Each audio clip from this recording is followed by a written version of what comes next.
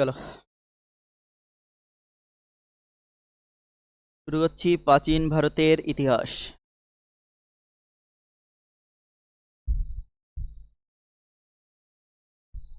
প্রাচীন ভারতের ইতিহাস হাতের লেখা বুঝতে না পারলেও অসুবিধা নাই, শুনে নিবা। হাতের লেখা বোঝা যাবে না, আমার হাতের লেখা একদম পৃথিবী বিখ্যাত। প্রাচীন ভারতের ইতিহাস, চলো।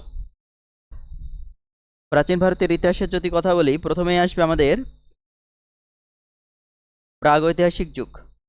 প্রাগৈতিহাসিক যুগ বা প্যালিওলিথিক পিরিয়ড যেটাকে বলা হয়, প্রাগৈতিহাসিক যুগ।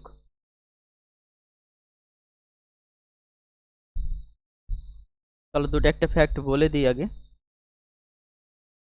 হ্যাঁ বলো।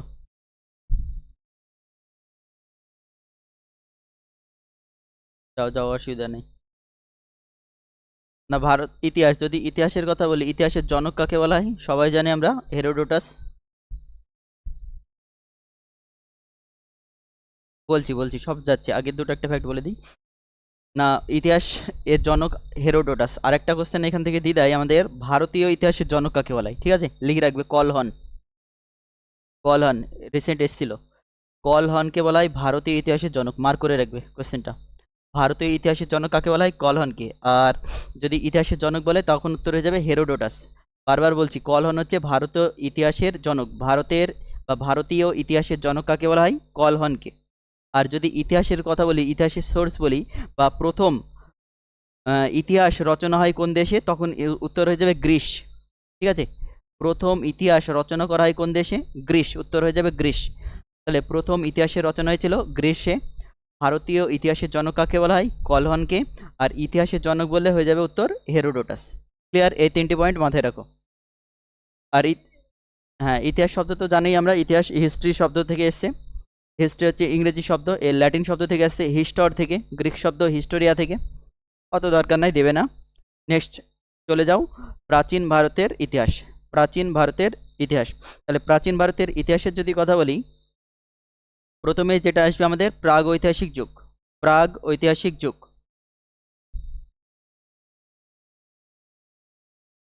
প্রাগ ঐতিহাসিক যুগ। প্রাগ ঐতিহাসিক যুগ। না, এই প্রাগ ঐতিহাসিক যদি বলি, এটা হচ্ছে কি, প্যালিওলিথিক। প্যালিওলিথিক পিরিয়ড বলা হয়। প্যালিও, প্যালিও মানে কি, এক কথায় প্রস্তরকে বোঝায়। ঠিক আছে, প্রস্তরকে বোঝায়, বা প্রি হিস্টোরিক পিরিয়ড বলতে পারো এটাকে।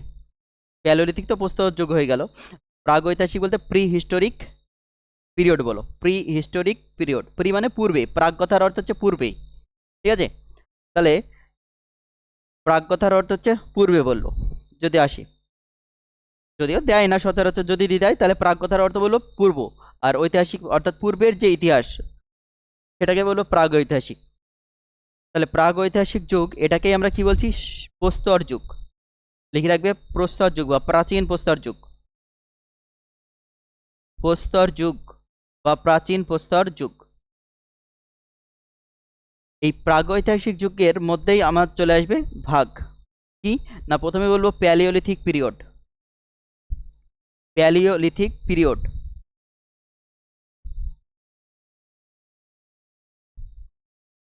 Palaeolithic, palaeolithic period. ঠিক আছে, এর সময়কাল যদি বলি, না একদম শুরু থেকেই বা স্টার্ট থেকে 8000 খ্রিস্টপূর্বাব্দ পর্যন্ত। 8000 খ্রিস্টপূর্বাব্দ, বিফোর ক্রাইস্ট, বিসি মানে, হ্যাঁ। না, শুরু থেকে একদম ইতিহাসের যে সোর্স, উৎস বা অজানা, কবে শুরু হয়েছে জানিনি, সেই সময় থেকে 8000 খ্রিস্টপূর্বাব্দ।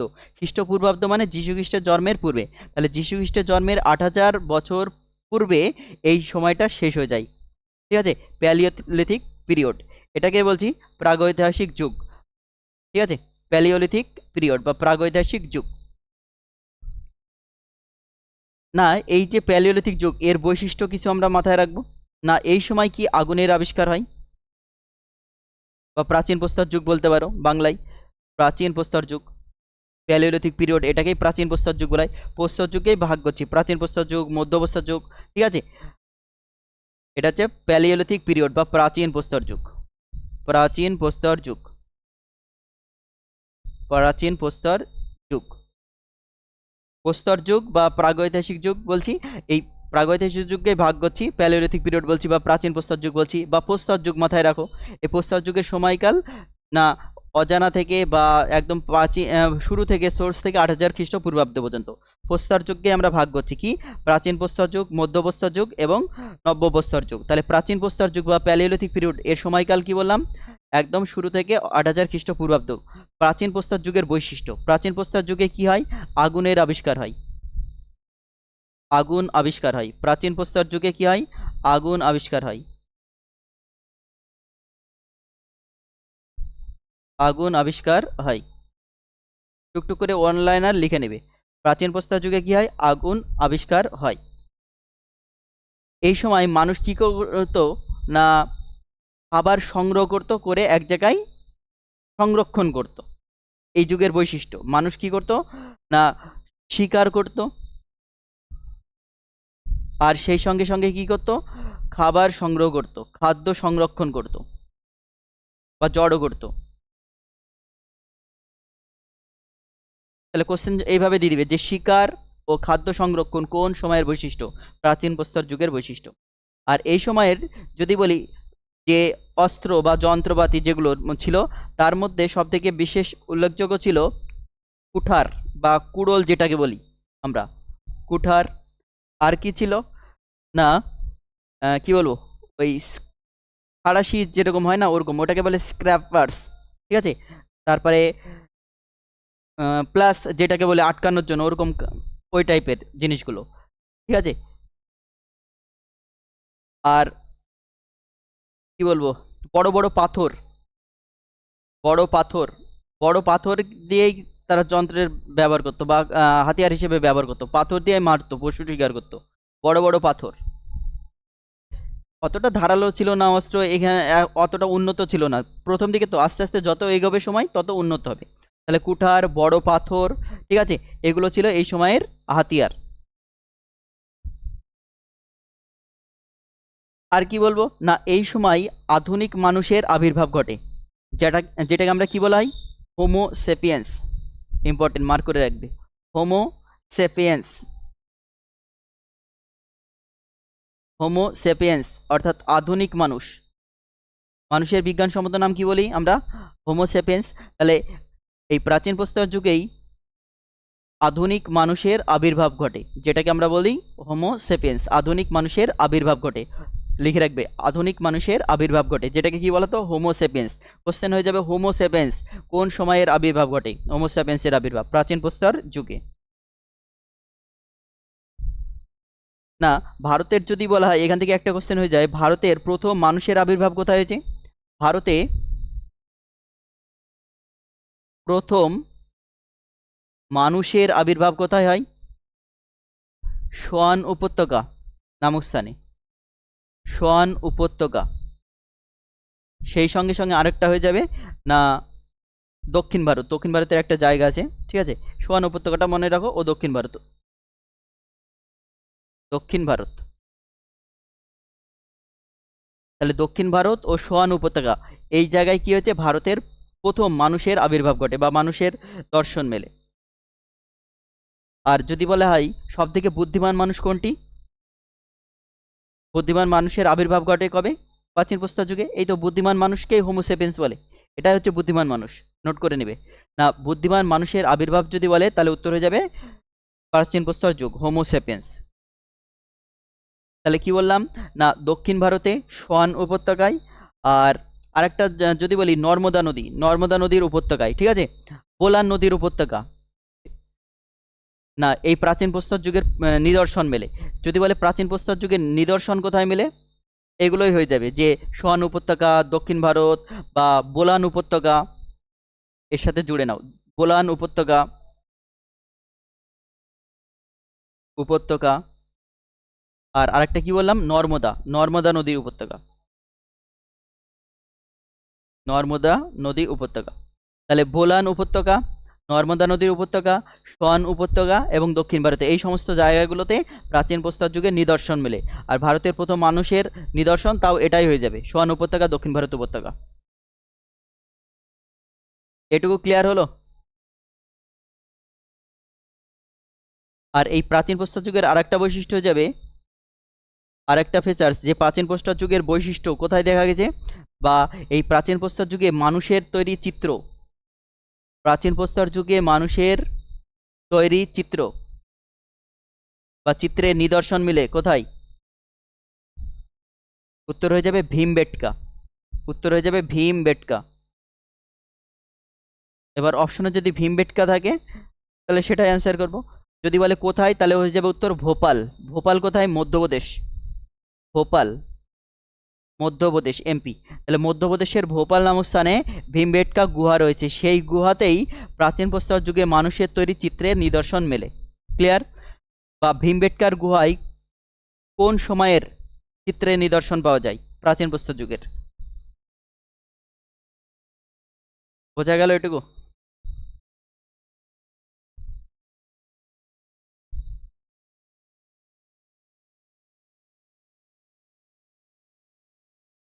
নেক্সট, তাহলে এই গেল আমাদের প্রাচীন প্রস্তর যুগ। নেক্সট বলবো মধ্যপ্রস্তর যুগ। মধ্যপ্রস্তর যুগ, মধ্যপ্রস্তর যুগ। শোনা যাচ্ছে তো? কথা ঠিকঠাক আছে? কথা বলবে, একটু অসুবিধা হলে বলবে। হুম, অসুবিধা হলে বলবে, নাহলে আমি অনলাইনে এটাই বুঝতে মানে পড়াই তো সময়, তো সময় মনে হয় যে কেউ নাই, একা পাগলের মতো বকছি। মধ্যপ্রস্তর যুগ, তাহলে মধ্যপ্রস্তর যুগের সময়কাল কি বলা হলো? প্রাচীন প্রস্তর যুগ না জিরো থেকে বা স্টার্ট থেকে, জিরো তো বলতে পারি না, জিরো বললে ভুল হবে, একদম কবে শুরু হয়েছে জানি না, সেখান থেকে ৮০০০ পর্যন্ত প্রাচীন প্রস্তর যুগ বললাম। নেক্সট ৮০০০ খ্রিস্টপূর্বাব্দ থেকে, ৮০০০ খ্রিস্টপূর্বাব্দ থেকে ৪০০০ খ্রিস্টপূর্বাব্দ পর্যন্ত আমাদের এই সময়কালকে বলবো মধ্যপ্রস্তর যুগ। তাহলে মধ্যপ্রস্তর যুগের সময়কাল যদি বলে ৮০০০ থেকে ৪০০০ খ্রিস্টপূর্বাব্দ, বাংলায় লিখে নেবে খ্রিস্টপূর্বাব্দ। ঠিক আছে? যীশু খ্রিস্টের জন্মের ৮০০০ বছর আগে থেকে ৪০০০ বছর সময় পর্যন্ত সময়কালকে বলবো মধ্যপ্রস্তর যুগ। না এই মধ্যপ্রস্তর যুগের বৈশিষ্ট্য কি কি, কেন কি দেখি। না এই সময়ে মানুষ কি করে? পশুপালন শুরু করে। খুবই ইম্পর্টেন্ট, বলবে পশুপালন কোন সময় শুরু হয়েছিল? মধ্যপ্রস্তর যুগ। আগুনের আবিষ্কার কোন সময় হয়? প্রাচীন প্রস্তর যুগ। তাহলে পশুপালনের কথা যদি বলে, পশুপালন শুরু হয় কবে? মধ্যপ্রস্তর যুগে। পশুপালন শুরু হয় মধ্যপ্রস্তর যুগে। পশুপালন শুরু হয় কবে? মধ্যপ্রস্তর যুগে। না এর আগে বা প্রাচীন প্রস্তর যুগে কি করতো মানুষ? কিন্তু উন্নত মানের হাতিয়ার ব্যবহার করতে পারেনি, বললাম ওই কুঠার ছিল, কাঠের ডাল ছিল বা গাছের ডাল ছিল, বড় বড় পাথর ছিল।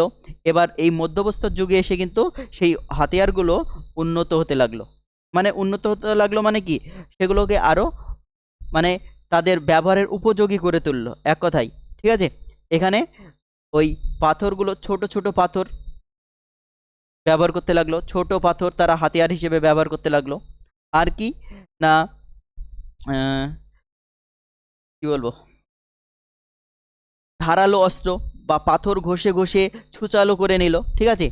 ছুচালো পাথর, ছুচালো পাথর, পাথরকেই অস্ত্রের রূপ দিল আর কি, ছুচালো, ছুচালো পাথরকে অস্ত্র হিসেবে ব্যবহার করতে লাগলো। ঠিক আছে? এগুলো। নেক্সট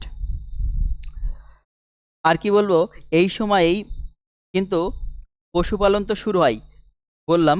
এখান থেকে আরেকটা কোশ্চেন দেয়, প্রথম পশুপালন শুরু হয় কোথায়? ঠিক আছে? না বা পশুপালনের নিদর্শন কোথায় মেলে? তুমি বললে মধ্যপ্রস্তর যুগে পশুপালন শুরু হয়, আমি বিশ্বাস করে নিলাম, তাই কি হয়? প্রমাণ দাও। বর্তমান সময় তো প্রমাণ কথা বলে বা প্রমাণ চাই সবাই, কিছু বলছি তার সবাইকে প্রমাণ দিতে হবে। তাহলে এই যে পশুপালন শুরু হয়েছিল মধ্যপ্রস্তর যুগে, এর প্রমাণ কোথায় পাওয়া যায় বা এর নিদর্শন কোথায় পাওয়া যায়? আদমগড় নামক স্থানে। মনে রাখবে, আদমগড়, আদমগড় নামক স্থানে এই মধ্যপ্রস্তর যুগে পশুপালন শুরু হয়েছিল তার নিদর্শন মেলে। দাদা আদমগড় কোথায়? মধ্যপ্রদেশ। আদমগড় কোথায়? মধ্যপ্রদেশে। আর পাগড়, পাগড় নামক এক স্থানে, হ্যাঁ, বাগড়, বাগড় বা বাগর এরকম একটা মানে অতটা না, ঠিক আছে, এটা মনে রাখবে বাগড়। কিছু কিছু জায়গায় বাগড়, কিছু কিছু জায়গায় বাগর লেখা থাকে। এটা কোথায়? রাজস্থান, রাজস্থান। তাহলে রাজস্থান, রাজস্থানের বাগড় এবং মধ্যপ্রদেশের আদমগড়, এই দুটো জায়গায় পশুপালনের নিদর্শন মেলে। না মধ্যপ্রস্তর যুগে যে পশুপালন হয়েছিল তার নিদর্শন প্রমাণ কোথায় রয়েছে? আদমগড় এবং বাগড় নামক স্থানে। এসএসসিতে এসেছিল, হ্যাঁ, এমটিএসে ছিল এই কোশ্চেন, আদমগড়। ঠিক আছে, আদমগড় বিখ্যাত কেন, এরকম ভাবে কোশ্চেন ছিল। পশুপালনের যুগ বা মধ্যপ্রস্তর যুগের পশুপালন শুরু হয়েছিল কোন স্থানে? আদমগড়। আর এই সময়ে বা মধ্যপ্রস্তর যুগে মানুষের খুলি, মাথার খুলির পাওয়া গিয়েছে আর কি। হ্যাঁ, মধ্যপ্রস্তর যুগে মানুষের মানুষের মাথার খুলি পাওয়া গিয়েছে, পাওয়া গেছে।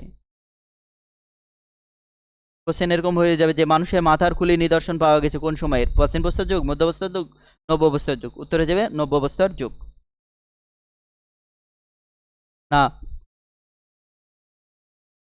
যদি বলে মানুষের মাথার খুলি, এটা কোথায় পাওয়া গেছে?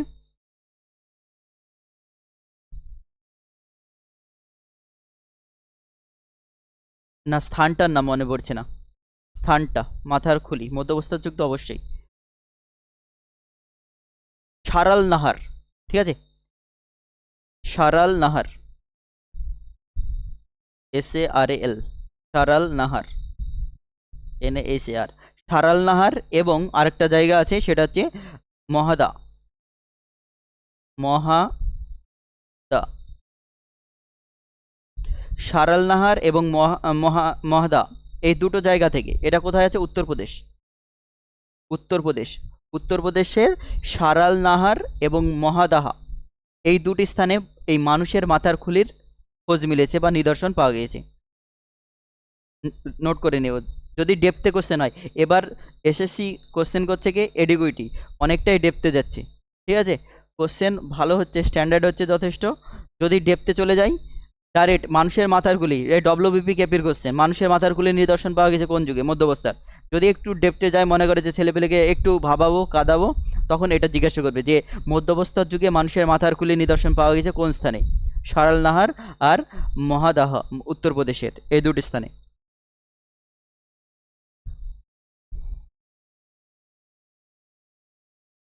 আর যদি বলে ভারতের মধ্যপ্রস্তর যুগের নিদর্শন কোথায় রয়েছে? ছোট নাগপুর মালভূমি, খুবই ইম্পর্টেন্ট এই কোশ্চেনটা। ছোট নাগপুর মালভূমি, এখান থেকে মধ্যপ্রস্তর যুগের কিছু নিদর্শন মেলে।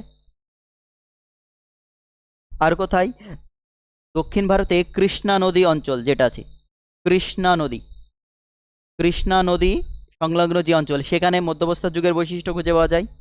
সেই সঙ্গে সঙ্গে মধ্যপ্রস্তর, মধ্য ভারত। মধ্য ভারত কেন বলছি? এই যে মধ্যপ্রদেশ, হার্ট অফ ইন্ডিয়া কাকে বলা হয়? মধ্যপ্রদেশকে। তাহলে মধ্যপ্রদেশ বা মধ্য ভারত, এখানে মধ্য ভারত লিখব, মধ্য ভারত। এই স্থানগুলিতে কি পাওয়া যায়? না মধ্যপ্রস্তর যুগের নিদর্শন পাওয়া গেছে। ছোটনাগপুর মালভূমি, কৃষ্ণা নদী, মধ্য ভারত। হয়তো মধ্য ভারতেরই মধ্যপ্রদেশ অবস্থান করছে।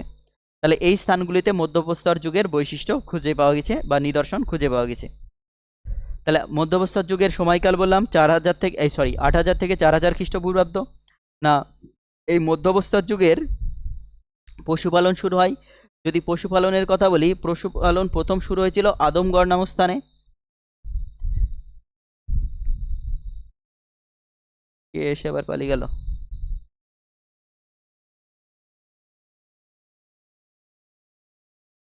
কিরে নালায়েক, সময় হলো ক্লাসের?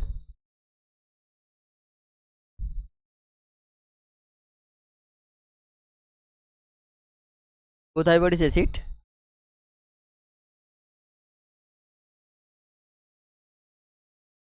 পরীক্ষা তোরাই দিছিস, 13টা থেকে আসতে 7:30 বাজছে। এটা বল যে রেস্টুরেন্টে গেছিলাম আসলাম, তাহলে শয়তান কোথাকার।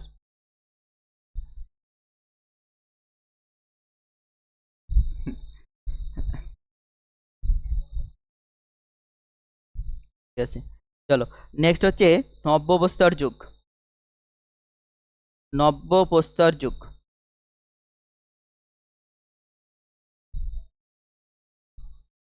নব্যবস্থার যুগ। নব্যবস্থার যুগ, তাহলে নব্যবস্থার যুগের সময়কাল যদি বলি, ওই যে বললাম মধ্যবস্থা 4000 বছর আগে শেষ হচ্ছে যীশু খ্রিস্টের জন্মের, তাহলে নব্যবস্থা ঠিক ওখান থেকেই শুরু হবে।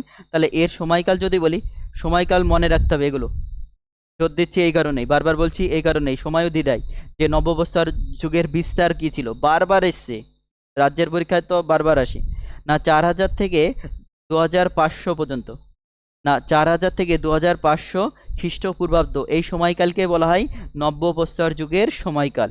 নব্যবস্থার যুগের সময়কাল, না নব্যবস্থার যুগের সময়কালের প্রধান বৈশিষ্ট্য হচ্ছে কৃষিকাজ। এই সময় মানুষ কৃষিকাজ শুরু করে। তাহলে একদম প্রথম থেকে মনে করো, প্রাচীন প্রস্তর যুগে কি শুরু হয়? আগুনের আবিষ্কার। মধ্যবস্থার যুগে সব থেকে বিখ্যাত যেটা বলবো, পশুপালন শুরু হয়। আর নব্যবস্থার যুগ কৃষিকাজ। কয় হয়েছে লিখছি কেন, কৃষিকাজ। তাহলে নব্যবস্থার যুগে কি হয়? কৃষিকাজের শুরু হয়। কৃষিকাজ শুরু হয়। কৃষিকাজের সূত্রপাত ঘটে কোন সময়ে? উত্তর হয়ে যাবে নব্যবস্থার যুগে। কৃষিকাজের সূত্রপাত নব্যবস্থার যুগে। না, যদি প্রথম পশুপালন তো হয়ে যায় এখানে, কি হয়, মধ্যবস্থার যুগ, ঠিক আছে। আর এই সময়ে ভেড়ার প্রচলনটা খুব বেশি হয়ে যায় নব্যবস্থার যুগে। ভেড়ার প্রচলন হয়, ভেড়া ভেড়া পশু। আর ভেড়াই ছিল প্রথম গৃহপালিত পশু।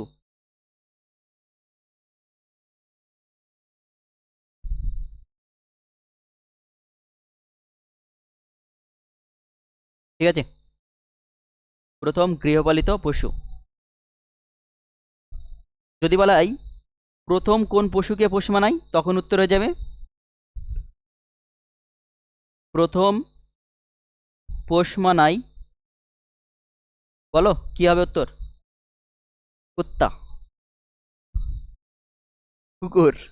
তাহলে প্রথম পোষ মানায় কোন প্রাণীকে বা কোন পশুকে? কুকুর উত্তর হয়ে যাবে। আর প্রথম গৃহপালিত পশু যদি বলে, তখন উত্তর হয়ে যাবে ভেড়া।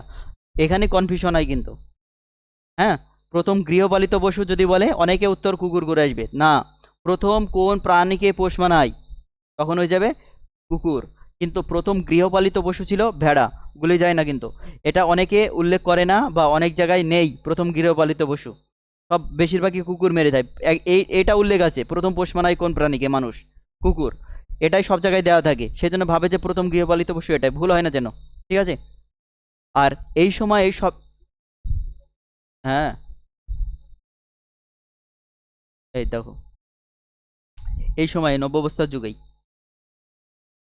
হুম, না নব্যবস্থার যুগ, তাই তো বলছি, এটাই হবে নব্যবস্থার যুগের মধ্যেই। আর এই সময়ের আরেকটি গুরুত্বপূর্ণ আবিষ্কার হলো চাকা।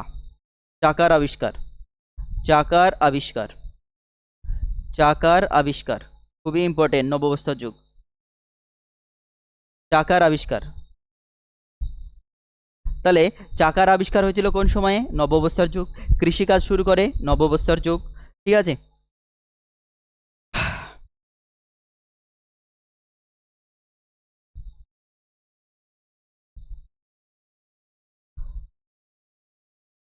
না কৃষিকাজ, এখান থেকে আরেকটা কোশ্চেন দিয়ে দেয়, কৃষিকাজ, চলো পরে পৃষ্ঠা লিখে,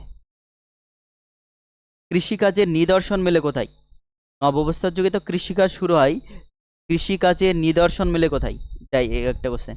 কৃষিকাজের প্রমাণ বা নিদর্শন, কৃষিকাজের নিদর্শন মেলে কোথায়? না কৃষিকাজের নিদর্শন মেলে মেহেরগড় নামক স্থানে। মেহেরগড়। কোন বাবুর আসার সময় হলো এখন আবার? রঙ্কু। তাহলে কৃষিকাজের নিদর্শন মেলে কোথায়? মেহেরগড় নামক স্থানে। আর কোথায় কোথায়? বালুচিস্তান, বালুচিস্তান, বালুচিস্তান পাকিস্তানে, হ্যাঁ, বালুচিস্তান। আর কোথায়? চলো এই দুটো মনে রাখো, তাহলে হবে পাকিস্তান এটা। মেহেরগড় আর বালুচিস্তান, এই দুটো স্থান থেকেই কৃষিকাজের প্রমাণ পাওয়া যায়।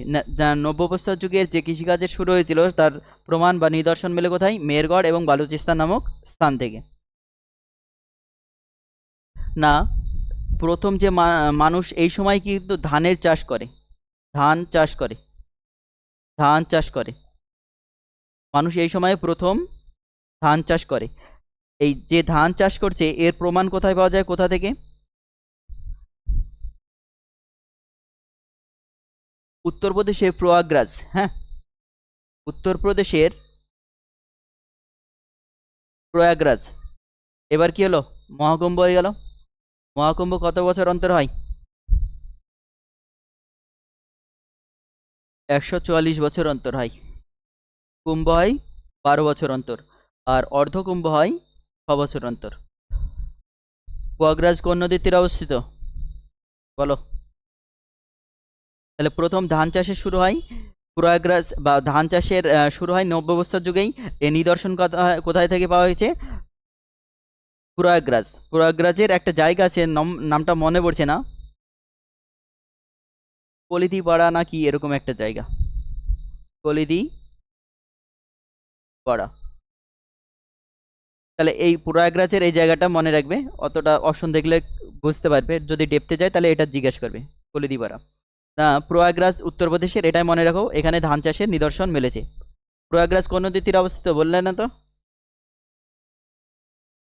জানলে তো বলবো।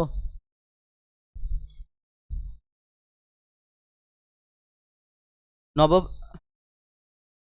আমার তো মনে, হ্যাঁ মনে পড়ছে, গঙ্গা, যমুনা, সরস্বতী। হ্যাঁ, সঙ্গমস্থল 3 নদীর। প্রয়াগরাজ প্রয়াগরাজ করে কুম্ভ মহাকুম্ভকে স্ট্যাটাস দিয়ে বেড়ালা, আর এটা জানা নাই? যমুনা, সরস্বতী। তাহলে এই হচ্ছে নব্যবস্থার যুগের, হ্যাঁ বলেছিলাম, আলোচনা করেছিলাম। নব্যবস্থার যুগের বৈশিষ্ট্য কি কি বললাম? কৃষিকাজ শুরু হয়, চাকার আবিষ্কার ইম্পর্টেন্ট দিয়ে দেবে। ভেড়া প্রথম গিয়ে বলিতে পশু, পোষ মানায় প্রথম পশু কুকুরকে।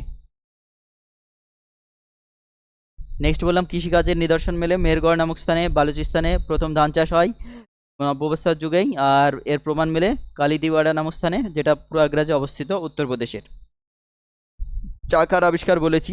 আর কি,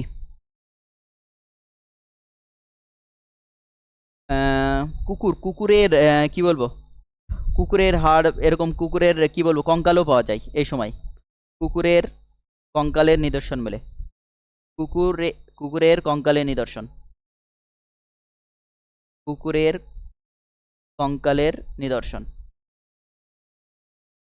কুকুরের কঙ্কালের নিদর্শন মেলে নব্যবস্থার যুগের। ঠিক আছে। আবার মানুষের মাথার খুলিও পাওয়া যায়। মানুষের মাথার খুলি, মানুষের মাথার খুলিও পাওয়া যায় নব্যবস্থার যুগের মানুষের মাথার খুলি। যে কুকুরের কঙ্কাল, মধ্যবস্থা, মানুষের মাথার খুলি, এগুলো কোথা থেকে পাওয়া গেছে? আহ, জম্মু কাশ্মীর। জম্মু কাশ্মীরের একটা জায়গা, সেটা হলো গুপকারাল। গুপকারাল, গুপকারাল, এই গুপকারাল নামক স্থানে। ঠিক আছে। আরেকটাও জায়গা আছে গুপকারাল, এবং আরেকটা লিখে রাখো বুরজন। বুরজন, বুরজন, এই দুটো স্থানে। কুপকারাল এবং বুরজন, এই দুটো স্থান থেকে জম্মু কাশ্মীর, যেটা আর কি, কুকুরের কঙ্কাল আর মানুষের মাথার খুলি নিদর্শন পাওয়া গেছে। কোন সময়কার এগুলো? নব্য অবস্থার যুগের। তাহলে নব্য অবস্থার যুগের সময়ের মানুষের মাথার খুলি, কুকুরের কঙ্কাল, এর নিদর্শন পাওয়া গেছে কোথায়? জম্মু কাশ্মীর। আর যদি ডেপথে কোশ্চেন করে তখন বলবে জম্মু কাশ্মীরের কোথায়, তখন উত্তরে যাবে গুপকারাল এবং বুরজন। তাহলে এই হচ্ছে নব্য অবস্থার যুগের বৈশিষ্ট্য। ঠিক আছে। তাহলে এই যে নব্য অবস্থার যুগের বৈশিষ্ট্য বললাম আর কি, এর সময়কাল কত বললাম না, যীশুখ্রিস্টের জন্মের পূর্বে কত, 4000 থেকে 2500, 4000 থেকে 2500 খ্রিস্টপূর্বাব্দ পর্যন্ত। তাহলে 2500 শুরু হচ্ছে, তার আগে যদি বলি 3000 খ্রিস্টাব্দ পূর্বাব্দ। 3000 তো এই 2500-এর মধ্যেই আসছে, বা নব্যবস্থার যুগের মধ্যে আসছে। 3000 খ্রিস্টপূর্বাব্দ, এই 3000 খ্রিস্টপূর্বাব্দ, এই সময়ে কি হয় না, মানুষ প্রথম ধাতু আবিষ্কার করে। মানুষ প্রথম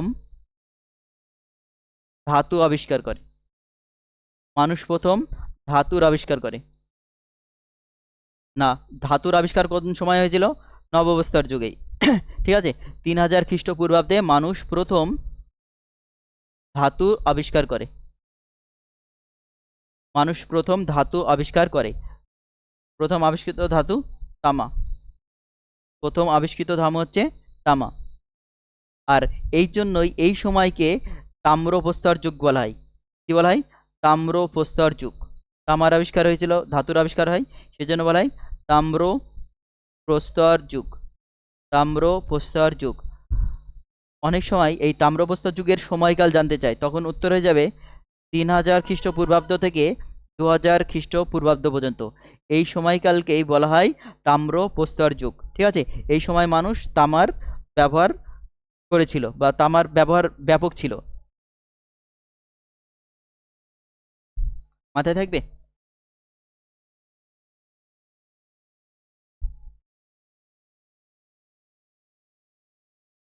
না, আরেকটা পয়েন্ট মাথায় রাখবো।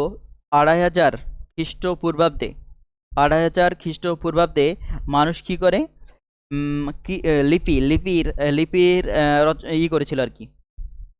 মানুষ লিপির আবিষ্কার করে বা লিপিবদ্ধ করে। লিপি কি? লিপি হচ্ছে একটা কি বলবো, স্মারক। সেখানে লেখা হতো বিভিন্ন ভাষায়, বিভিন্ন অক্ষরে, বিভিন্ন ডিজাইনে লেখা হতো, লিপিবদ্ধ করা হতো। সেটাকে বলছি লিপি বা স্ক্রিপ্ট। তাহলে নবপ্রস্তর যুগের এই সময়কালটা 2500-এর মধ্যে চলে আসে। এই সময়েই বা নবপ্রস্তর যুগে একেবারে শেষে মানুষের তৈরি যে লিপি, সেই লিপির নিদর্শন মেলে বা উদ্ধার হয়।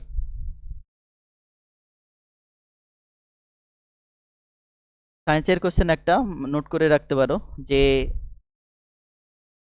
ব্রোঞ্জ, ব্রোঞ্জ কি দিয়ে তৈরি হয়? দিদাই অনেক সময়। ব্রোঞ্জ কি দিয়ে তৈরি হয়? ব্রোঞ্জ কি দিয়ে তৈরি হয়?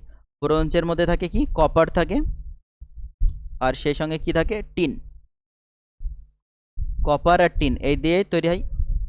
তামা। তামা বলে আবার ইতিহাস, এই সরি ইতিহাস বলছি, ইংলিশে অনার্স। ইংলিশে অনার্স। ইংলিশে অনার্স। তুমি পুলিশ হবা না? হ্যাঁ, তুমি পুলিশ হবা না? তুমি পুলিশ হবা। ব্রোঞ্জ, ব্রোঞ্জ তৈরি হয়েছে কপার আর টিনের মিশ্রণে। তামা আর টিন দিয়ে তৈরি হয়েছে ব্রোঞ্জ। নোট করে রেখো টুক করে। দিদি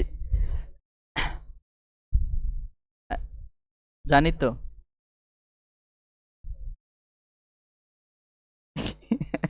সঞ্জুকে টানছিস কেন?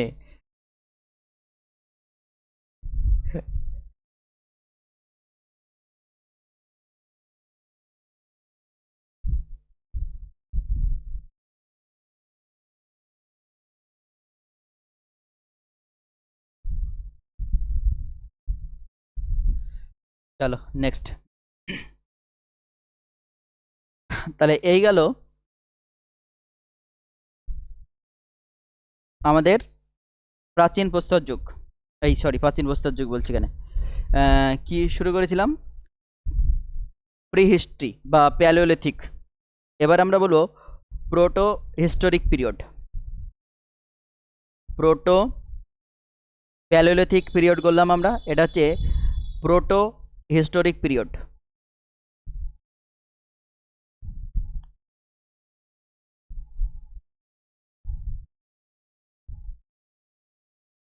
একটা হচ্ছে প্রাগৈতিহাসিক, একটা হচ্ছে প্রাকৈতিহাসিক। ঠিক আছে?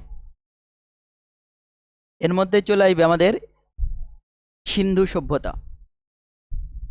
সিন্ধু সভ্যতা। সিন্ধু সভ্যতা। সিন্ধু সভ্যতা।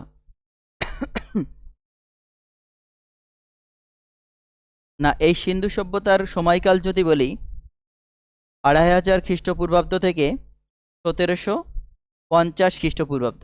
অনেক জায়গায় 1800ও থাকে। ঠিক আছে? এটা নিয়ে ঘাবড়াবে না, এটাই ঠিক। সিন্ধু সভ্যতার সময়কাল 2500 খ্রিস্টপূর্বাব্দ। তাহলে 2500 শেষ হলো কি? নব্যপ্রস্তর যুগ। তারপরে যে সময়টা চলে আসছে সেটা হচ্ছে সিন্ধু সভ্যতা, বা ওটা ছিল প্রাগৈতিহাসিক যুগ, এটা হচ্ছে প্রাগৈতিহাসিক। ঠিক আছে না? এই প্রাগৈতিহাসিক যুগের মধ্যে চলে আসছে সিন্ধু সভ্যতা। সিন্ধু সভ্যতার সময়কাল হচ্ছে 2500 থেকে 1750 খ্রিস্টপূর্বাব্দ। 1750 খ্রিস্টপূর্বাব্দ। না, এই সিন্ধু সভ্যতার যদি বৈশিষ্ট্য বলি, এই সময় কি হয়? নগর সভ্যতার বা সমাজ গড়ে ওঠে, যেটাকে বলা হয় নগর সভ্যতা। নগর সভ্যতার উদ্ভব ঘটায়। নগর সভ্যতা কেন বলছি? না এই সময় সমাজ গড়ে ওঠে, অনেকগুলো পরিবার নিয়ে এক একটা পাড়া গ্রাম তৈরি হয়, ওরকম আর কি। ঠিক আছে, নগর সভ্যতা সেই জন্য বলছি, নগর তৈরি হয় এই সময়, নগর সভ্যতা গড়ে ওঠে বা নগর সভ্যতা শুরু হয়, যেটা বলে আরবান সিভিলাইজেশন। আর কি না এই সময়েই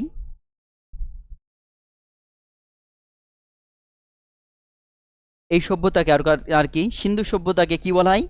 ভারতীয় উপমহাদেশের প্রথম সভ্যতা বা সর্বপ্রাচীন বা সব থেকে পুরানো সভ্যতা যদি বলে তাহলে কিন্তু সিন্ধু সভ্যতাই হয়ে যাবে। লিখে রাখবে, নোট করে নেবে। ভারতীয় উপমহাদেশের ভারতীয় উপমহাদেশের ভারতীয় উপমহাদেশের প্রাচীন সভ্যতা বা সব থেকে পুরাতন সভ্যতা, প্রাচীন সভ্যতা।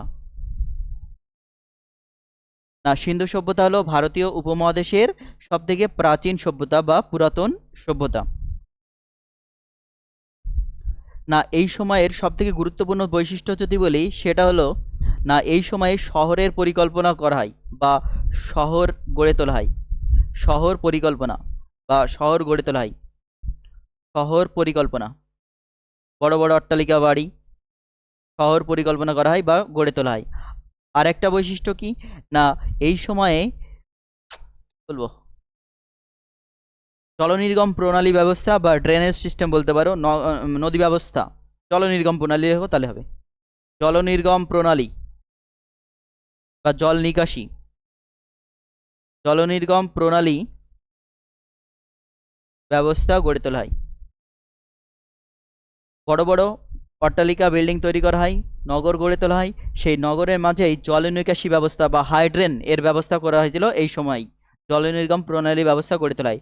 এ দুটো অন্যতম বৈশিষ্ট্য। ঠিক আছে, কোশ্চেন দিয়ে দিবে এইভাবে যে নিচের কোনটি সিন্ধু সভ্যতার বৈশিষ্ট্য নয়, এভাবে দিয়ে দিবে। নগর সভ্যতা শুরু হয়, শহর পরিকল্পনা করা হয়, কৃষিকাজ শুরু হয়, জলনির্গম প্রণালী ব্যবস্থা হয়। উত্তর কি হয়ে যাবে? কৃষিকাজ, কারণ কৃষিকাজ আগেই শুরু হয়ে যায়, আগেই শুরু হয়ে গেছে। না এই সময়ে তামার ব্যবহার তো শুরু হয়েছিল পূর্বে নবাবস্থা যুগের শেষে, কিন্তু তার সাথে টিন মিশে নতুন একটা ধাতু তৈরি হয়ে গেল যেটাকে বললাম ব্রোঞ্জ। সেই ব্রোঞ্জের ব্যবহারটা এই সময় ব্যাপক হয়, ব্রোঞ্জের ব্যাপক কি বলবো ব্যবহার, ব্রোঞ্জের ব্রোঞ্জের ব্যবহার শুরু হয়। এই জন্য এই সময়কে কি বলা হয়? ব্রোঞ্জ যুগ, ব্রোঞ্জ যুগ। তাহলে প্রথমে আসলো তাম্র যুগ বা তামার যুগ, তারপরে আসছে ব্রোঞ্জ যুগ, এটাকে কি বলা হয়? ব্রোঞ্জ যুগ।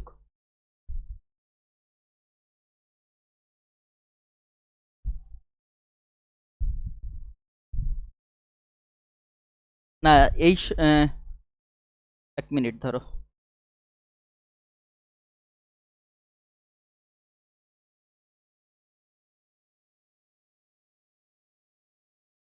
চলো এই সাপেক্ষে আমি এখানে একটা জিনিস মাথায় রাখা উচিত, না এই যে সিন্ধু সভ্যতা, এই সিন্ধু সভ্যতার যদি কথা বলি এই সময় বিভিন্ন নগর আবিষ্কার হয় বা শহরের পরিকল্পনা হয়, সেটা তো বুঝলামই। না এই শহরগুলো কি আস্তে আস্তে আমরা পড়বো, না এই যে শহরগুলো খোঁজা হয়, খোঁজার জন্য আমরা তো পরে জানলাম যে আবিষ্কার হলো সেইগুলো, এই যে হরপ্পা নগর বা লোথাল, ধোলাভিরা, এগুলো কি সিন্ধু সভ্যতা বা এই সময়কার হরপ্পা সভ্যতার এই সময়কার কি শহর গড়ে তোলা, এই সময়কার শহর। তাহলে এই যে নিদর্শনগুলো পাওয়া যাচ্ছে, প্রমাণগুলো পাওয়া যাচ্ছে, এগুলো কি করে পাওয়া গেল? না এগুলো পাওয়ার মূল কারণই হচ্ছে না একটা কমিটি বা বোর্ড গঠন হয়েছিল, সেই বোর্ড কি করে এইগুলো খোঁজার চেষ্টা করে। না প্রথম যদি বলি 1856, 1856 সাল, এই সময়ে আলেকজান্ডার কানিংহাম নামে এক ব্যক্তি, আলেকজান্ডার কানিংহাম নামে একজন ব্যক্তি এক কথায় গভর্নর ছিল সে সময়। আলেকজান্ডার কানিংহাম তিনি কি করলেন না একটা কমিটি গঠন করলেন। কিসের?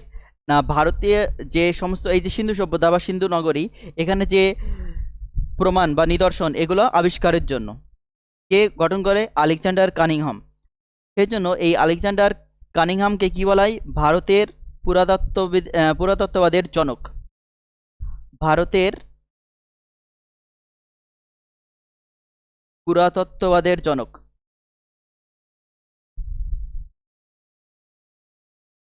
এক কথায় আলেকজান্ডার কানিংহাম এ একজন গভর্নর না, ভুল বললাম, গভর্নর না, এ একজন পুরাতত্ত্ববিদ ছিল।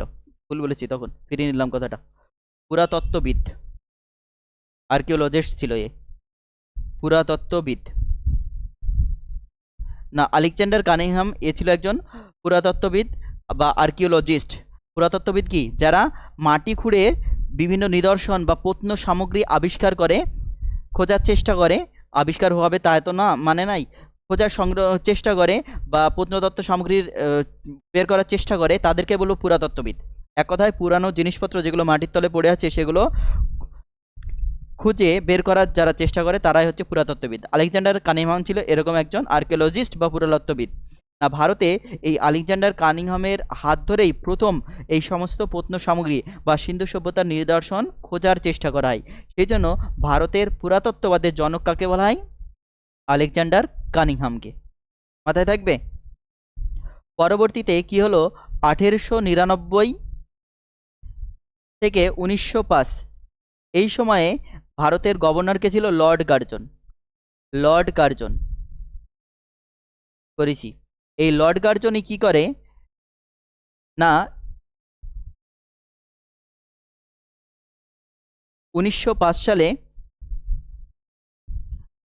ভারতীয় যে survey, archaeological survey of India, সেটা গঠন করে। কি গঠন করে? Archaeological survey of India, ASI। এর ফুল ফর্ম হচ্ছে archaeological survey, archaeological survey of India. ঠিক আছে, আর্কিওলজিক্যাল সার্ভে অফ ইন্ডিয়া মানে ভারতীয় তো পুরাতত্ত্ববিদ যে সার্ভে বা সংস্থা, সেটা গঠন করে কে? Lord Curzon. ঠিক আছে, এই আর্কিওলজিক্যাল সার্ভে অফ ইন্ডিয়া এর প্রথম চেয়ারম্যান ছিল, গঠন করলে তো হবে না, এর তো দায়িত্ব দিতে হবে। এর প্রথম যে চেয়ারম্যান তিনি ছিলেন জন মার্শাল। John Marshall. এই জন মার্শালকেই কি করে? দায়িত্ব দিয়ে দেয় এই সমস্ত নিদর্শন আবিষ্কারের জন্য বা সিন্ধু সভ্যতার বিভিন্ন যে গড়ে ওঠা শহর সেগুলো খুঁজে বের করার জন্য বা প্রত্ন সামগ্রী খুঁজে বের করার জন্য। কে দায়িত্ব দেয়? Lord Curzon. কাকে? জন মার্শালকে। তাহলে আর্কিওলজিক্যাল সার্ভে অফ ইন্ডিয়া কে গঠন করে? লর্ড কার্জন 1905 সালে। এই লর্ড কার্জনই এর প্রথম চেয়ারম্যান হিসেবে বেছে নেয় জন মার্শালকে। পরবর্তীতে এই জন মার্শাল ছিল একজন আর্কিওলজিস্ট বা পুরাতত্ত্ববিদ। এ কি করে না কাজ শুরু করে। এই জন মার্শালই দুজন ব্যক্তিকে দায়িত্ব দিয়ে দেয় যে না, তোমরা যাও এই সিন্ধু সভ্যতা বা সিন্ধু নগরীতে যাও, গিয়ে প্রত্ন সামগ্রী খোঁজার চেষ্টা করো, যদি কিছু তথ্য পাও। কাকে দায়িত্ব দেয়? এক দয়ারাম সাহানি। দয়ারাম সাহানি। আর একজন ছিলেন রাখাল দাস বন্দ্যোপাধ্যায়। রাখাল দাস বন্দ্যোপাধ্যায়। বন্দ্যোপাধ্যায় লিখে নেবে, লিখলাম না। না, একজন হচ্ছে রাখাল দাস বন্দ্যোপাধ্যায় আর একজন হচ্ছে দয়ারাম সাহানি। এবার এই দয়ারাম সাহানি পরবর্তীতে 1921 সালে হরপ্পা নগর আবিষ্কার করে, যেটা সিন্ধু নদীর তীরে অবস্থিত। হরপ্পা নগর বা হরপ্পা নগরের শহরের আবিষ্কার করেন। আর 1922 সালে রাখাল দাস বন্দ্যোপাধ্যায় মহেঞ্জোদারো আবিষ্কার করে, যেটা যার হিরো বা নায়ককে মহেঞ্জোদারোর ঋত্বিক রোশন। মহেঞ্জোদারো লিখে নেবে। তাহলে মহেঞ্জোদারো আবিষ্কার করে কে? রাখাল দাস বন্দ্যোপাধ্যায় বা ব্যানার্জি 1922 সালে। আর দয়ারাম সাহানি আবিষ্কার করে হরপ্পা নগর বা হরপ্পা শহর। হরপ্পা পড়ো পরে বলছি ডিটেলসে। তাহলে এই দুটো মনে থাকবে তো, এগুলো সিন্ধু নদীর তীরে অবস্থিত, ঠিক আছে। সিন্ধু সভ্যতার নগর বা শহর। আর হরপ্পা অবস্থিত রাভি নদীর তীরে, আর মহেঞ্জোদারো অবস্থিত সিন্ধু নদীর তীরে করাচি নামক স্থানে। না, এই যে দুটো জায়গা আবিষ্কার হয়ে গেল হরপ্পা বা মহেঞ্জোদারো, আরও পরবর্তীতে আবিষ্কার হবে, এই সমস্ত জায়গাগুলো বা এদের আবিষ্কার করা হচ্ছে কোন পদ্ধতিতে, এই যে পদ্ধতিতে এই সমস্ত জায়গাগুলোর খুঁজে পাওয়া যাচ্ছে, বা এই সমস্ত জায়গাগুলো থেকে যে প্রত্ন সামগ্রী পাওয়া যাচ্ছে, মাটির তলার জিনিস পাওয়া যাচ্ছে, সেগুলোকে পরীক্ষা করা হয় একটা পদ্ধতিতে, যার নাম হচ্ছে C14 বা কার্বন 14, C14 ডেটিং মেথড বলা হয়, DATING। যেটা আজকে ডেটিং এ গেছিলি নাকি রে রিন্টু? মা জানে ছেলে আমার পরীক্ষা দিতে গেছে, 7:30 সময় ঢুকছে বাড়িতে। তাহলে C14 কার্বন 14, C14 মানে কার্বন 14, আস্তে আস্তে আস্তে, কার্বন 14 এই পদ্ধতির দ্বারা কি করা হয় না, কি বলবো, সেই প্রত্ন সামগ্রীর মানে কি বলবো, পর্যবেক্ষণ করা হয় বা প্রত্ন সামগ্রী সম্পর্কে তথ্য আবিষ্কার করা হয়। C14 ডেটিং মেথড মনে রাখবে এটা, তাই অনেক সময় এই পদ্ধতি হচ্ছে, এই পদ্ধতিতে প্রত্ন সামগ্রী বা প্রত্ন সমগ্র কি নিদর্শন পরীক্ষা করা হয়, বা বয়স দেখা যাচ্ছে প্রাচীন প্রস্তর এই কি বলবো, পুরাতন বা পূর্বের বা আগেকার বা সিন্ধু সভ্যতার বা নগরের বিভিন্ন জিনিস, তার সম্পর্কে তথ্য পাওয়া যায় কোন পদ্ধতিতে, C14 বা কার্বন 14।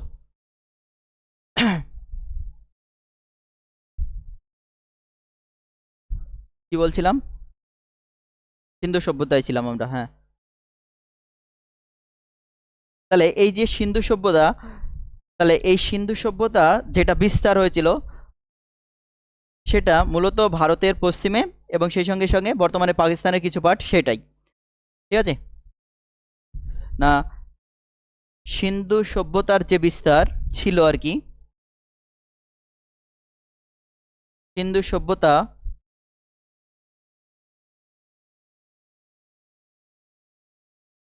বলবো, সিন্ধু সভ্যতার আকৃতি বলি, সিন্ধু সভ্যতার আকৃতি কেমন, এক কথায় আমি বলতে চাইছি যে সিন্ধু সভ্যতা যে অঞ্চলে যে এরিয়াতে বিস্তৃত ছিল, সেই অঞ্চলের আকৃতি কেমন ছিল। যেরকম আমরা বলি আটলান্টিক মহাসাগর, সেখানে আটলান্টিক মহাসাগরের আকৃতি এস আকৃতির, ঠিক আছে। তাহলে এই যে সিন্ধু সভ্যতার বিস্তার ছিল, যে এরিয়াটাই বিস্তার ছিল, এই অঞ্চলের আকৃতি কেমন বা কিরূপ, উত্তর হয়ে যাবে ত্রিভুজ আকার বা ত্রিভুজ আকৃতি। তাই কোশ্চেনটা আমারই ছিল, কি এসএসএল না কিসের এক্সামে দিয়েছিলাম, একটা ছিল ত্রিভুজ আকার। তাহলে সিন্ধু সভ্যতার যে বিস্তার ছিল তার আকৃতি ছিল ত্রিভুজ আকার, ঠিক আছে।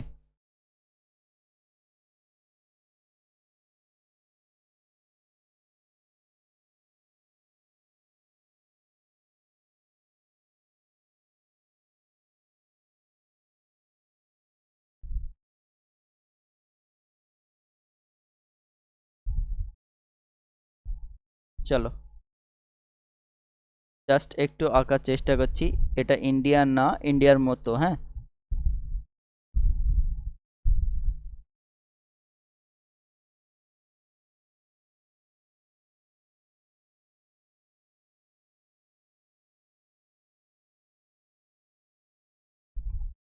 চলো আমাদের দরকার নাই অত বাট।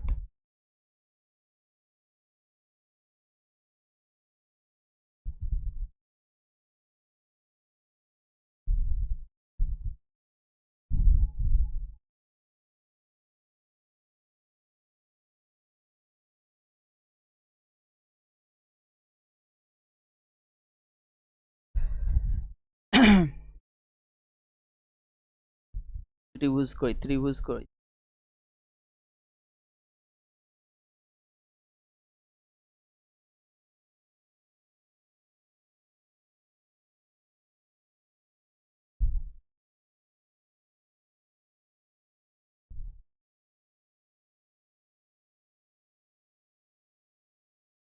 চলো এই যে,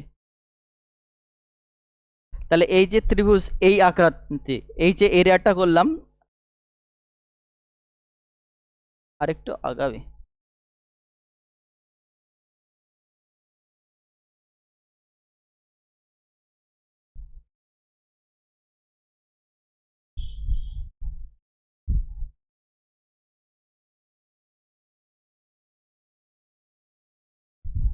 মোটামুটি এরকম হবে।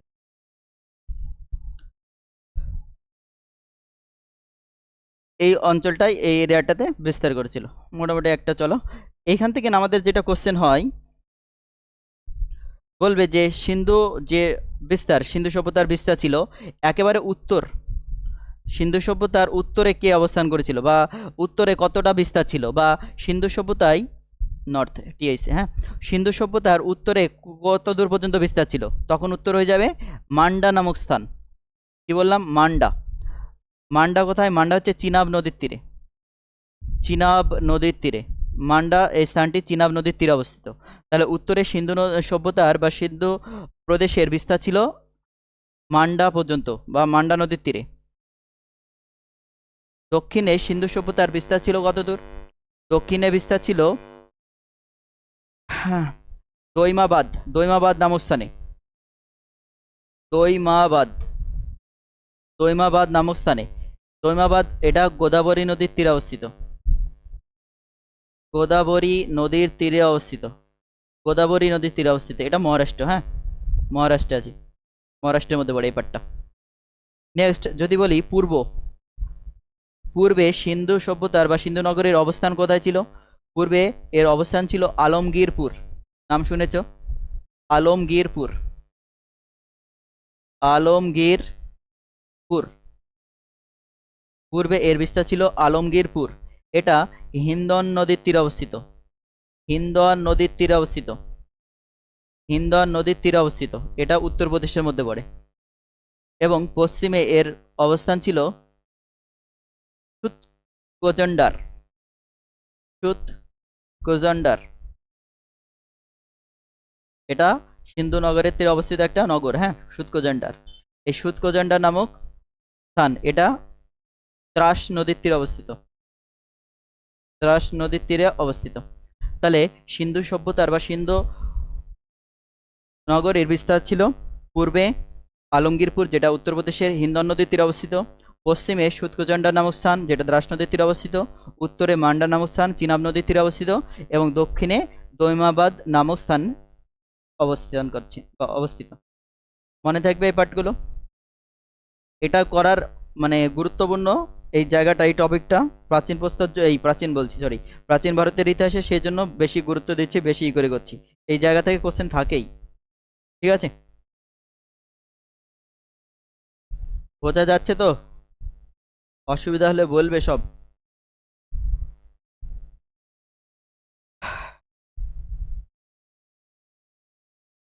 সুপর্ণা, সালেহা, অসুবিধা হলে বলবে বোন, এদের কারোর অসুবিধা হয় না, এরা সব উস্তাদ লোক।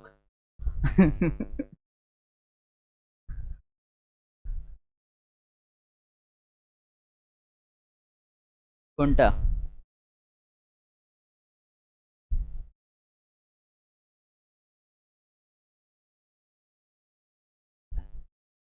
তাহলে কি বলছি, সিন্ধু সভ্যতা, সিন্ধু সভ্যতা তো বললাম এটা নগর সভ্যতার শুরু।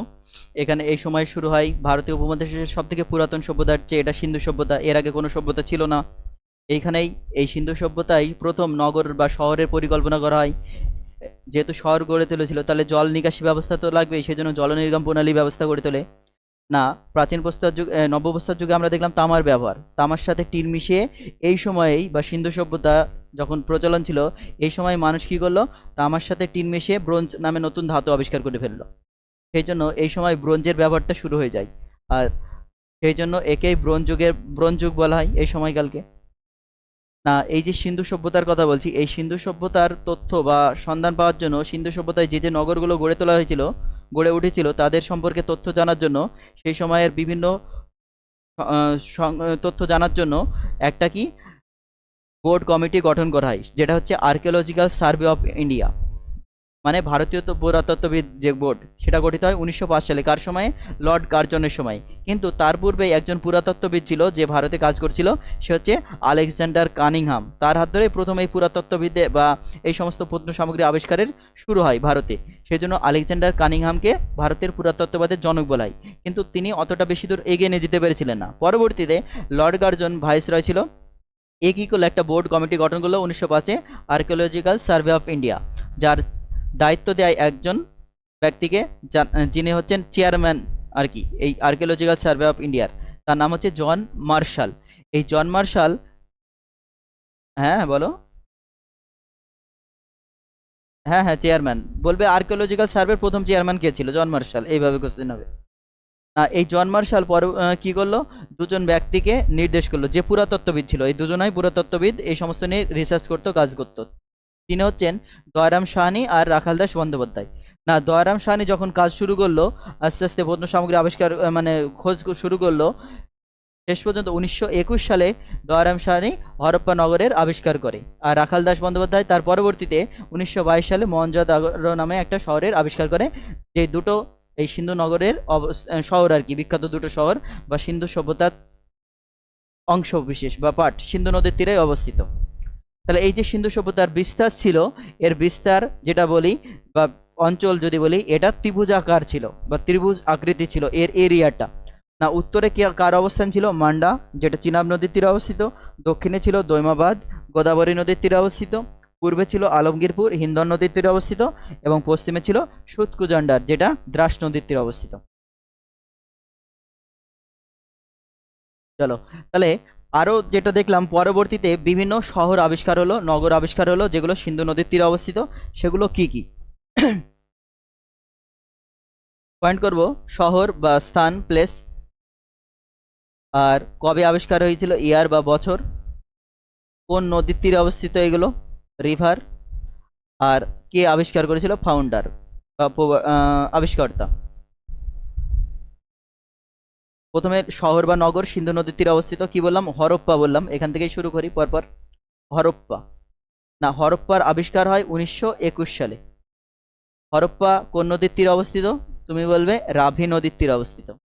না, হরপ্পা নগরের আবিষ্কর্তা কে? দয়ারাম সাহানি। দয়ারাম সাহানি ইম্পর্টেন্ট, হ্যাঁ, হরপ্পা। নেক্সট যদি বলি মহেঞ্জোদারো, এটা হরপ্পা পাকিস্তানে অবস্থিত, হ্যাঁ, পাকিস্তান। মহেঞ্জোদারো, মহেঞ্জোদারো এর আবিষ্কার করেন কে? না, রাখাল দাস বন্দ্যোপাধ্যায়। কোন নদীর তীরে অবস্থিত? সিন্ধু নদীর তীরে অবস্থিত। সিন্ধু নদীর তীরে অবস্থিত। কে আবিষ্কার করে? রাখাল দাস বন্দ্যোপাধ্যায়। রাখাল দাস বন্দ্যোপাধ্যায়, লিখলাম না, পুরো লিখে নেবে। নেক্সট বা পরবর্তী যেটা সুতকুজান্ডার, দক্ষিণে অবস্থিত বললাম, ওই সুতকুজান্ডার। এটাও একটা নগর বা শহর, যেটা সিন্ধু নদীর তীরে, সিন্ধু সভ্যতার। সুতকুজান্ডার, সুতকুজান্ডার এটা বালুচিস্তানে আছে, পাকিস্তানের। বালুচিস্তান, নোট করবে এগুলো। বালুচিস্তান। মহেঞ্জোদারো পাকিস্তানে অবস্থিত, বললাম তো। তাহলে সুতকুজান্ডার এর আবিষ্কার হয় 1927 সালে। 1927 সালে। কোথায় সরি, কোন নদীর তীরে অবস্থিত? দ্রাস নদীর তীরে অবস্থিত। ঠিক আছে। কে আবিষ্কার করে? আর এল স্টাইন, মার্ক আর এল স্টাইন, মার্ক আর এল স্টাইন। সুতকুজান্ডার নগর বা শহর আবিষ্কার করে মার্ক আর এল স্টাইন। নেক্সট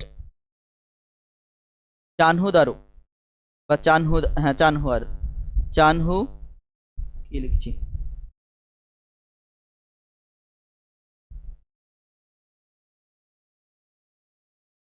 চানহুদারো, চানহুদারো এটা সিন্ধু, পাকিস্তানে অবস্থিত। সিন্ধু নদীর, পাকিস্তানে অবস্থিত, সিন্ধু নদীর তীরে। কবে আবিষ্কার হয়? 1931 সালে। সিন্ধু নদীর তীরে অবস্থিত। কে আবিষ্কার করে? M G Majumdar, M G Majumdar, M G Majumdar, M G Majumdar, M G Majumdar. Next মনে রাখবো রোপার, খুবই ইম্পর্টেন্ট। কি ইম্পর্টেন্ট? রোপার কে আবিষ্কার করে, কবে? না, রোপার পাঞ্জাবে অবস্থিত, এটা দেয়। এমটিএসএস ছিল যে রোপার, সিন্ধু নগরের সিন্ধু সভ্যতার বিশিষ্ট নগর রোপার কোথায় অবস্থিত? পাঞ্জাব। কোথায় অবস্থিত? পাঞ্জাব। আবিষ্কার হয় তিপান্ন সালে 1953 সালে সতলুজ নদীর তীরে অবস্থিত। সতলুজ সতলুজ নদীর তীরে অবস্থিত। ওয়াই ডি শর্মা আবিষ্কার করেন। Y D Sharma. যেটা ইম্পর্টেন্ট বলছি মার্ক করে রাখবে। রোপার সিন্ধু নদী সতলুজ নদীর তীরে অবস্থিত, 1953 সালে আবিষ্কার করেন ওয়াই ডি শর্মা, পাঞ্জাবে অবস্থান করছে। Next কালীবঙ্গা, important. কালীবঙ্গা, বঙ্গান বলতে পারো, কালীবঙ্গান। কালীবঙ্গান আবিষ্কার করেন অমল ঘোষ, অমলানন্দ ঘোষ, 1953 সালে। 1953 সালে ঘরঘোরা নদীর তীরে অবস্থিত। ঘরঘোরা নদীর তীরে অবস্থিত। কি আবিষ্কার করে? অমলানন্দ ঘোষ। অমলানন্দ ঘোষ। কালীবঙ্গা। লোথাল, খুবই ইম্পর্টেন্ট। লোথাল। লোথাল কোথায় অবস্থিত? গুজরাটে। গুজরাট। কালীবঙ্গান কোথায় অবস্থিত? রাজস্থান। এমটিএস এসেছিল।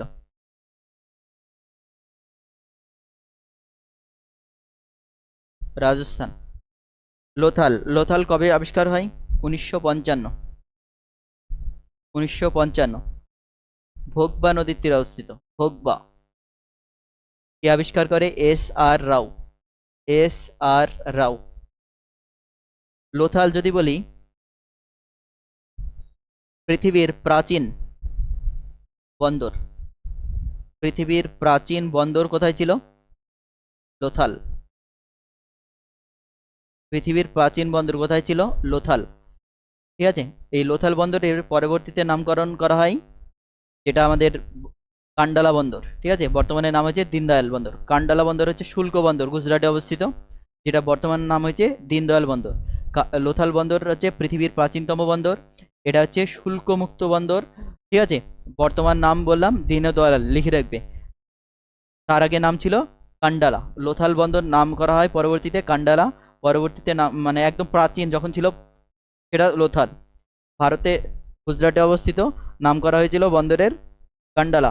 পরবর্তীতে নাম চেঞ্জ করে রাখা হয়েছে, বা বর্তমানে নাম হচ্ছে দীনদয়াল পোর্ট। আলমগীরপুর। নেক্সট হচ্ছে আলমগীরপুর। আলমগীরপুর। আলমগীরপুর এটা 1958 সালে আবিষ্কার হয়।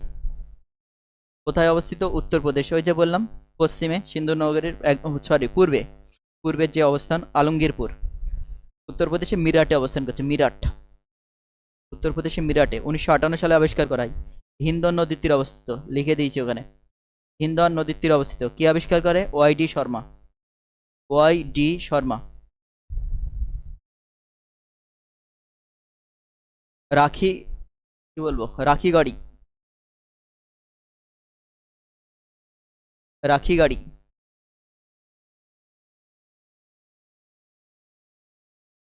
রাখি গাড়ি হরিয়ানাতে অবস্থিত। হ্যাঁ, হরিয়ানা। হরিয়ানা 1969 সালে আবিষ্কার হয়। 69। সরস্বতী নদীর তীরে অবস্থিত। সরস্বতী। সরস্বতী নদীর তীরে অবস্থিত। কে আবিষ্কার করে? উম, মনে পড়ছে না।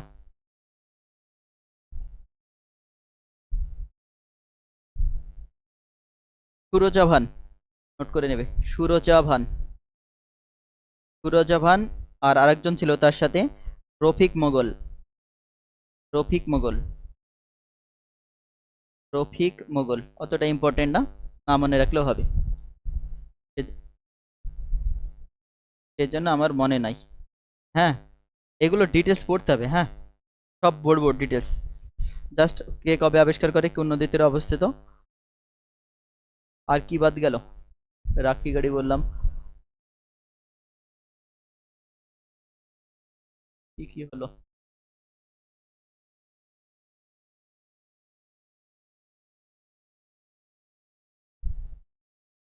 হ্যাঁ, ভারতের সব থেকে বড়।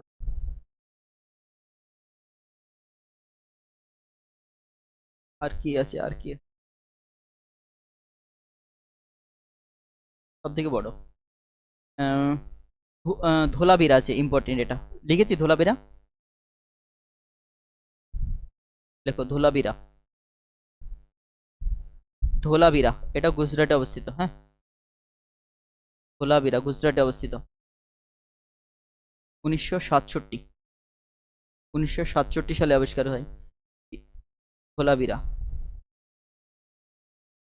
ধোলাবিরা হচ্ছে কে আবিষ্কার করে? ধোলাবিরা হচ্ছে আবিষ্কার করে, ওয়াইডি শর্মা, না JP, sorry, JP Joshi. Dholavira আবিষ্কার করে জেপি যোশী। জেপি যোশী রেখে দে, জেপি যোশী, এটা মনে রেখো ধোলাবিরা।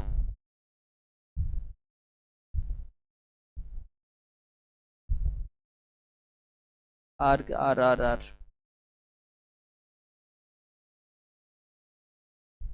চলো এগুলো মনে রাখলে হবে, যদি দরকার হয় এক্সট্রা পরে বলবো, দরকার নাই, এগুলো মনে রাখলে হবে। রিসেন্ট ধোলাবিরা জেপি যোশী আবিষ্কার করে। ধোলাবিরা কোথায় অবস্থিত এসেছিল রিসেন্ট? গুজরাটে, 1967। আর আলমগীরপুর এটা দেয় মিরাটে অবস্থিত, একেবারে পূর্বে প্রান্তে অবস্থিত সিন্ধুর। লোথাল ইম্পর্টেন্ট, গুজরাটে অবস্থিত। কোথায় অবস্থিত এগুলো দিয়ে দেয়, হ্যাঁ। আর কালীবঙ্গান এটাও কোথায় অবস্থিত, রিসেন্ট এসেছিল এক্সামে, রাজস্থানে অবস্থিত। আর রোপার পাঞ্জাবে অবস্থিত, এটাও দেয়। চানহুদারো এটা সিন্ধু নদীর তীরে অবস্থিত, পাকিস্তানে অবস্থিত আর কি, MG মজুমদার আবিষ্কার করে। আর এই দুটো তো বারবার দেয়, হরপ্পার মহেঞ্জোদারো, এই দুটো সব থেকে বেশি ইম্পর্টেন্ট। 1921, 1922, রাবি নদী, সিন্ধু নদী মনে রাখতে হবে, দয়ারাম সাহানি, রাখাল দাস বন্দ্যোপাধ্যায়, এই দুটো সব থেকে বেশি রিপিট হয়।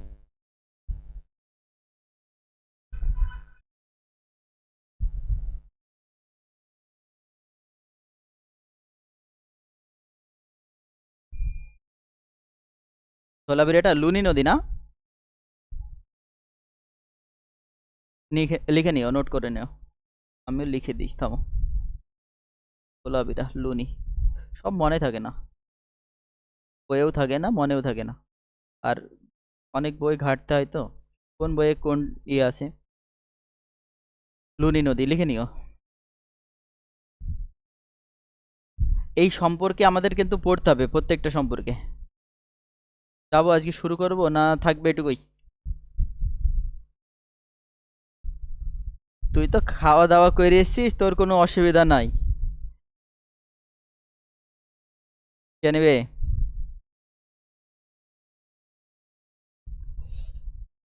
পড় পড়, অল্প সময়, আর বেশি সময় নাই।